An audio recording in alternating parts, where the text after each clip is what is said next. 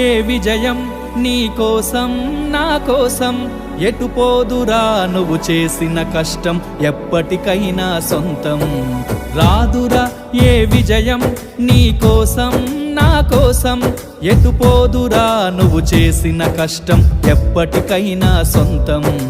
కాలంతో పయనించే వాడికి కానిది ఏముంది సాధనతోనే సాధ్యమవ్వునని సదాశయంతో సాగర ముందుకు రాదురా ఏ విజయం నీ కోసం నా కోసం ఎటు పోదురా